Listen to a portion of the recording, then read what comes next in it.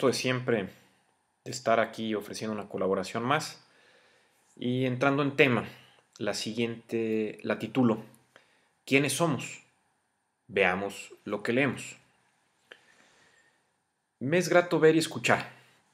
en diferentes foros a diversos interlocutores comentar en relación a la necesidad de que el país salga de su estancamiento con el fin de que impere la igualdad,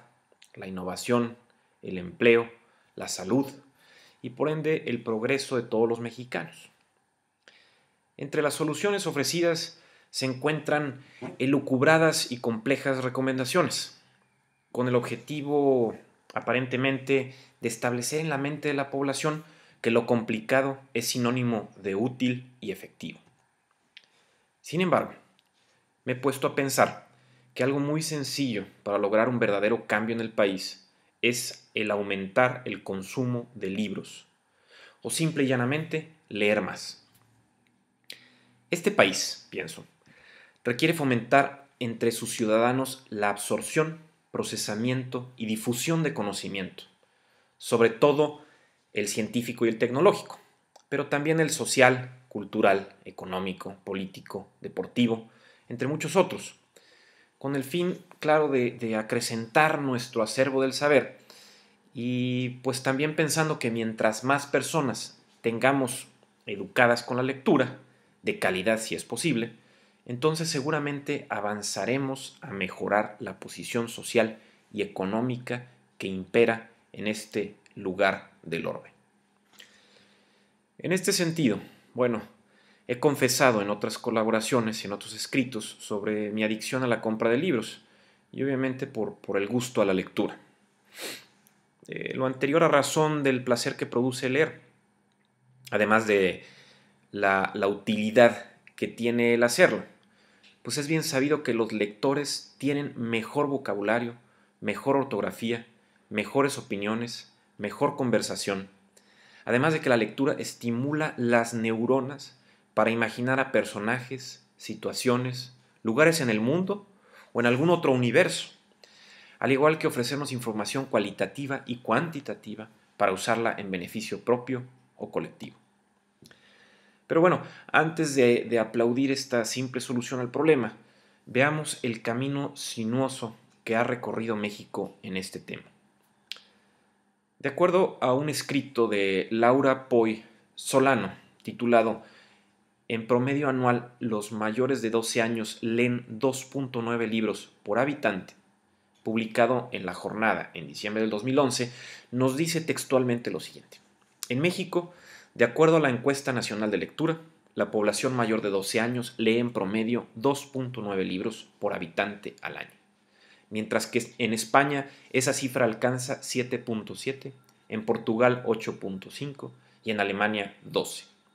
lo que ubica al país entre los estándares de lectura más bajos del mundo. Otros datos relevantes, también del texto de Poy Solano, son que de acuerdo a la Encuesta Nacional de Hábitos, Prácticas y Consumos Culturales 2010 de Conaculta, solamente 27% de la población leyó un libro en 2009. Además nos dice textualmente la misma autora: en el país, solo 35% de la población tiene más de 10 libros en casa y 19.7% adquirió un ejemplar en el último año, pues estima que 4 de cada 10 mexicanos nunca han visitado una librería. Siendo así, tristemente, los datos que presenta Poy Solano nos arrojan solamente un 3% de la población que lee adquiere libros de contenido científico o tecnológico. Otras preferencias son, por ejemplo, que el 11% de los mexicanos lectores prefieren novelas, 9% textos de historia y 7% libros de superación personal.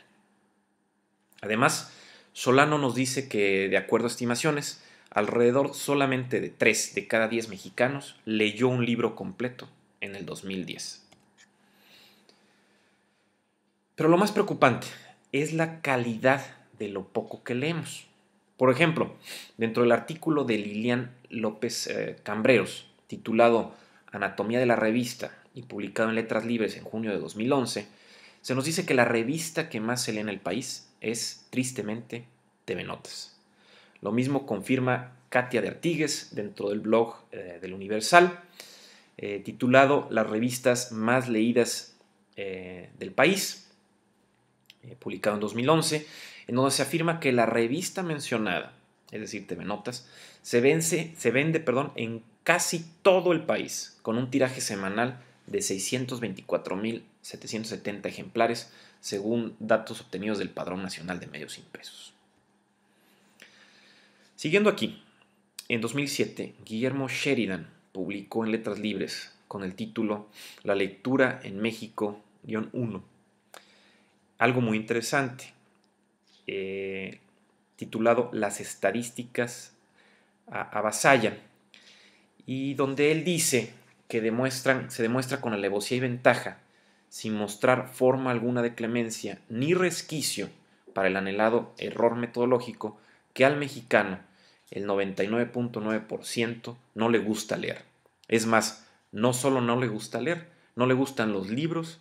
ni siquiera en calidad de cosa, ni para no leerlos, ni para nada. Vamos, ni para prótesis de la cama que se rompió una pata. Eso es lo que nos dice textualmente Guillermo Sheridan. Retomando también aquí al mismo autor, nos habla del caso de lo descrito por Gabriel Said en su ensayo que se titula La lectura como fracaso del sistema educativo, donde se explica también textualmente que hay 8.8 millones de mexicanos que han realizado estudios superiores o de posgrado, pero que el 18% de ellos, aproximadamente aquí lo ponen como unos 1.6 millones, nunca han puesto un pie en una librería. De igual forma, también Said escribe: la mitad de los universitarios, calculándolo en unos 4 millones, prácticamente no compra libros. Agregando a todo esto, no debemos olvidar el analfabetismo funcional, que también aqueja al país. Y aunque se incremente el número de lectores, se debe garantizar el crear a individuos que comprendan y apliquen lo que leen. No solamente a tener merolicos o pericos sin capacidad de absorción y aprovechamiento del conocimiento adquirido. Es claro entonces la necesidad de aumentar el número de lectores, pero sobre todo aquellos que lean material de calidad. De ser posible, seducir a jóvenes a interesarse en temas científicos y tecnológicos para la investigación, la innovación, la generación de patentes, la divulgación científica, y que al final todo eso impacte de forma positiva en la economía del país. Para ir cerrando esta colaboración, mi recomendación final es no tenerle miedo a los libros, iniciar con lecturas ágiles y fáciles, que bien pueden ser por medio de novelas, gráficas, literarias, y también dejar de ver tanta televisión, evitando la mala programación nacional,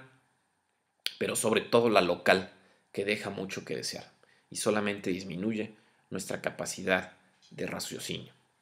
Hasta aquí esta colaboración, espero que haya sido de su agrado y nos vemos en la siguiente.